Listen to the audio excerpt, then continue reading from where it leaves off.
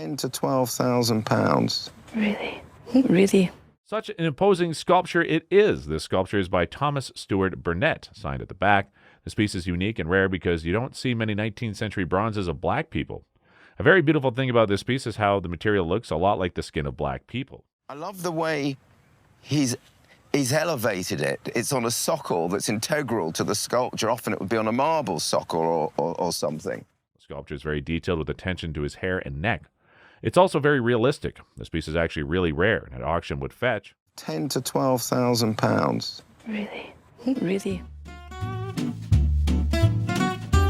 Take a look at this exceptional strut clock dating back to 1849. It was crafted by no one else than Thomas Cole. The strut clock is a family of clocks made by Thomas. Taking a close look at its features, it has a swiveling base that allows you to stand it up or another stand at the back. That makes it like an easel. It could literally be used as a traveling clock. On its ownership, it belongs to the guest's mother-father and has been passed along ever since. Traveller, so I presume that he used it around the world. It, however, has an interesting feature. There, it tells you all about it. The arrow to go one way, and then a little button there that releases the door, shows you the balance wheel, and there's a tiny square there for setting the hands. It does have another wonderful feature here. This superb signature on the back. I don't know whether you'd noticed that. It's everything you ever want to know about the clock. It's signed there, C.F. Hancock, successors to Storr and Mortimer, a lovely inscription. Covered with these beautiful engravings of flowers and leaves. Underneath, you can adjust the calendar using the lever there. At auction, this clock would make £4,000 at auction. And in top retail condition, in other words, cleaned, we'd probably see as much as £7,000 retail. Good heavens. Considering it's a small item, it's... Never know.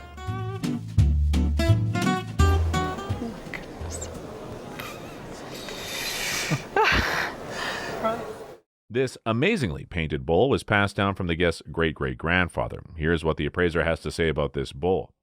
This is a completely un-Japanese idea, this serrated rim. It's almost like a cut glass bowl. And then this stem is peculiarly un-Oriental. The painting, however, is absolutely marvelous. It's very detailed, absolutely gorgeous, and the gold has been put on at the very end. Taking a look at the side, we have an out-of-doors party of young ladies, a child, out enjoying themselves in a pine grove. It's beautiful. Inside this bowl is much more incredible than the outside. It's suspected to be an exhibition piece. The guest reveals that it was shown in an exhibition and it won a prize. At auction, this piece would sell for £3,000 and £5,000. Oh my goodness.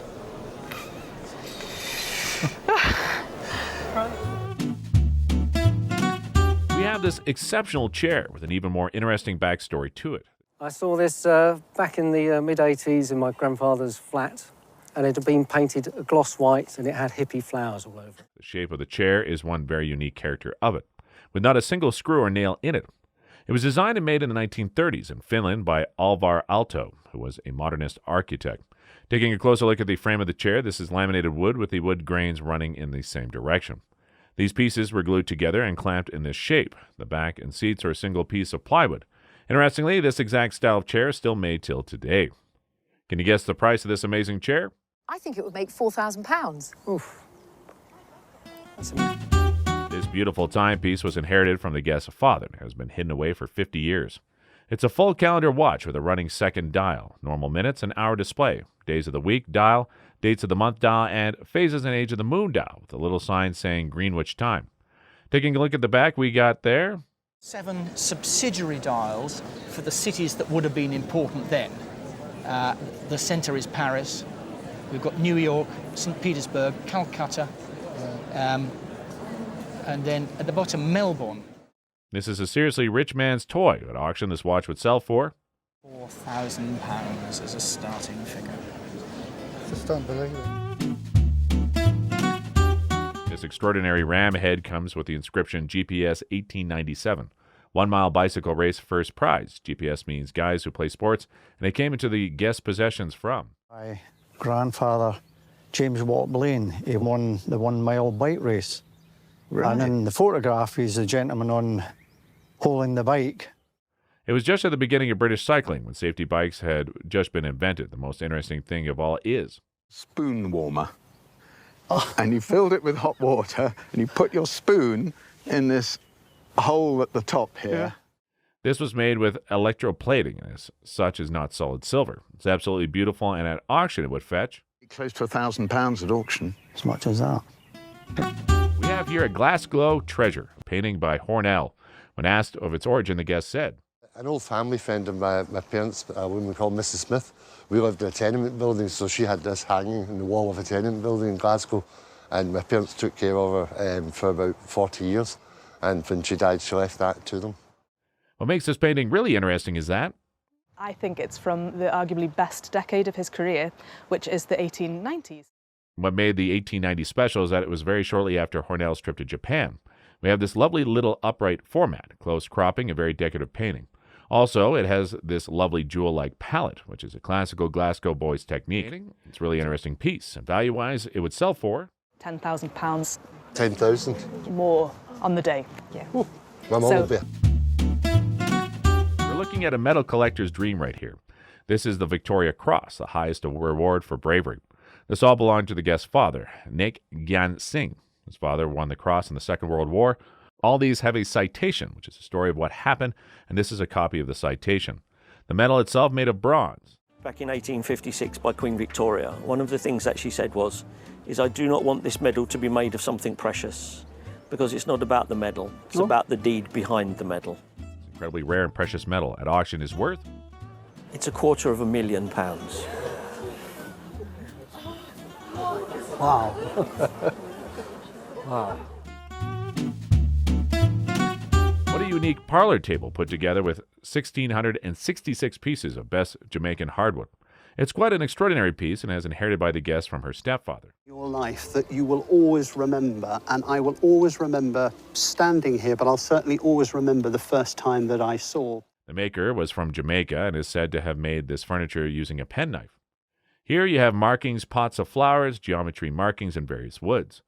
This isn't a bright yellow. It's got a slightly kind of limey, just a slight green tinge to it. If you put that next to a sort of yellow imperial robe. The basic thing is mahogany, but you can see all the different bits of wood used for this piece. It was made in the late 19th century. It's such an incredible piece, and at auction would fetch £200,000. Who doesn't love dolls, but when it's sculptural perfection like this, it becomes a collector's piece. Gifted by a friend and his brother after their parents' passing, the sculptor had found a carrying home with the guest. I just love her. I love the detail on her. I think she's just gorgeous. But a detailed look at the sculpture has revealed that its origin has come about in the 1800s. Made of Carrara marble, the intricate details in the piece are indicative of the work of a master sculptor. Egisto del Panta from Florence originally bought it for just $1,500. What would such perfection cost a buyer today? Let us know in the comments. This guest's infatuation has made him a happy man indeed. $12,000 and $18,000. Oh, really? Okay. Wow, that's great. She's a pretty girl. Very happy, very well pleased. The next item is a painting titled as Buffalo Charge. It's inherited from grandfather to father to the current owner. The painting was created in 1944. It's a gouache painting on paper by Quincy Tahoma.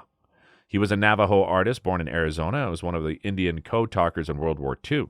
His paintings are full of action and story, and in his signatures he depicts the end of the story. What would be the value? At auction, I could see this easily bringing $2,500 to $3,500. Fantastic.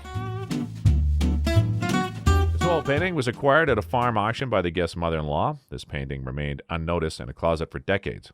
Signed by W.A. Walker. It's attributed to William Aiken Walker, a Confederate soldier in the Civil War turned artist. Post-war, he traveled the South, capturing rural life in his paintings, with this piece likely from the 1890s. This oil painting on an artist's board depicts a classic scene of a sharecropper and cabin, a theme common in Walker's work. In today's market, a painting of this size and type by William Aiken Walker could fetch around $10,000 at auction. Potentially more if sold in the South and cleaned up. So if you're